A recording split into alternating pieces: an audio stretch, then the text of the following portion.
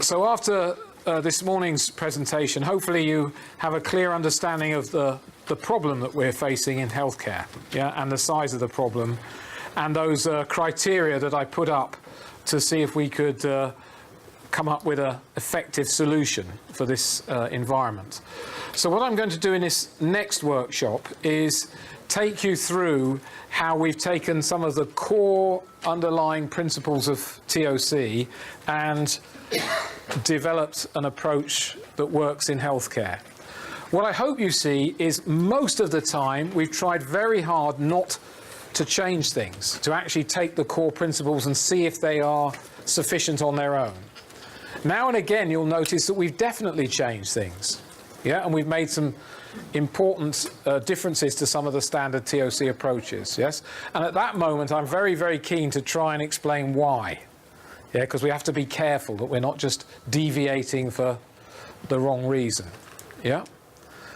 So that's going to be the plan for the session. What we're going to do is we're going to look at a number of different environments, a number of different situations, but you're going to see the same thing again and again and again, yeah?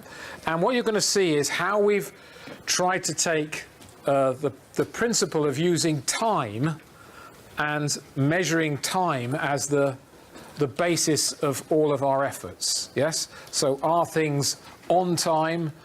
Are they earlier than expected? Are they later than expected as the basis of the approach? Okay, that's the heart of what we're going to be doing.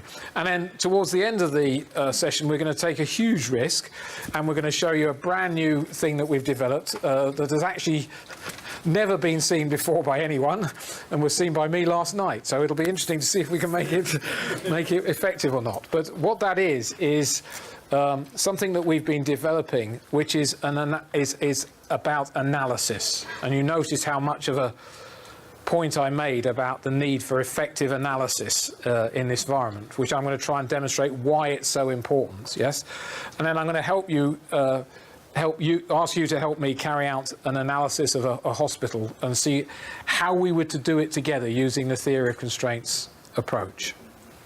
Okay. Are we in the right room? So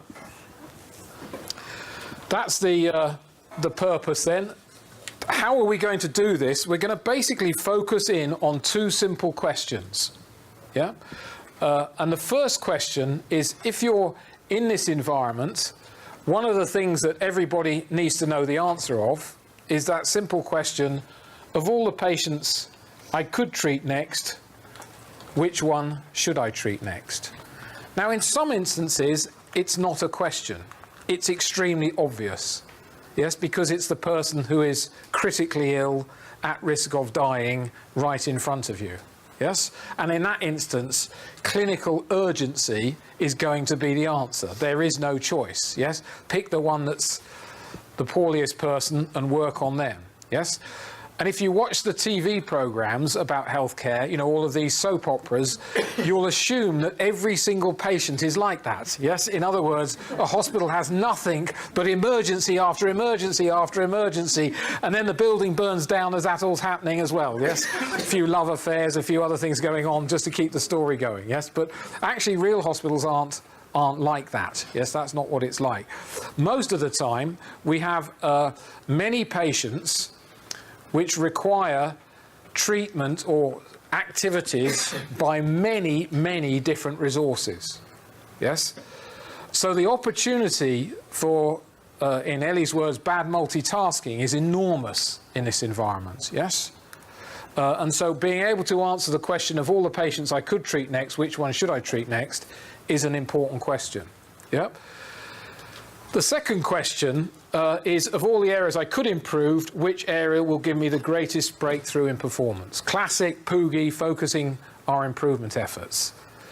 Every time I write these questions, I'm in a dilemma, because this is the normal order we would write these things in.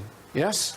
We would write, show me the schedule, show me the order, show me the list of the things I'm supposed to do, and then let's see if we can improve things once we've sorted out the flow with the list. Yeah? Hopefully, as we go through the session, actually one of the things we've done in healthcare to a large extent is reverse the order.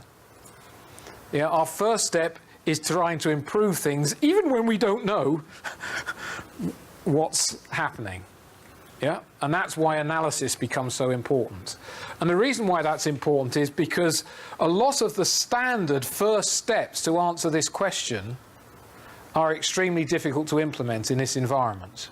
Yeah, you look at most of the strategy and tactics trees that Ellie developed, and the very first box somewhere down there on the bottom left-hand side is choke the release. Yeah. Well, that's one way of treating patients, but it's not always a practical way of... Yeah. We could start with some person on the front door of the emergency department, and we could only let them in every now and again when we're ready for them. Yeah. So choking the release as a concept has its limitations. Yes. In some areas, I'm going to show you how it's perfectly sensible to apply, and there's no reason why we shouldn't use it, and just get on and take the standard TOC stuff and do it. And in other areas, we have to be a bit careful, yes, about that approach, yes? So that's going to be the questions that are going to take us through, if you like, the whole of the analysis. Now, I put this up before. You saw the multiple entry points and the multiple exit points in a hospital environment. You'll also notice something I didn't point out earlier, that if you look at the performance of any step in the system, yeah, then what you actually see is a standard skewed distribution. We're pleased. We should think to ourselves, great, we should be able to do something about that, yes? It's a system of dependent events with statistical fluctuations that are skewed in nature. Great news for us as TOC people. Yeah, this is an environment we should be able to help in. Make sense? So, it doesn't really show it on this diagram, but it just shows the geographical places where these various activities are occurring. But the other important dimension of this is the one I did mention earlier, which is the multiple resource types. Yeah, so dependent events, statistical fluctuations, skewed in nature, multiple resource types. Yeah, so we should be saying to ourselves almost immediately, hey, there must be something we can do.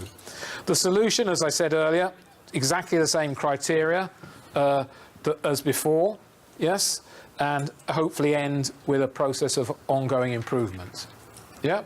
So nothing that we need to worry about. Yes? These are the four core direction of solutions that I went through earlier in the presentation. And all I'm going to do is I'm going to start to say, OK, let's take this one. Let's see pragmatically how we would apply it in the various different environments in a hospital or in a whole health system. Yeah, let's look at this one. Yeah, let's look at this one. Let's look at this one. Yeah, and again, you'll see this one sort of going up the list as we go through the discussion.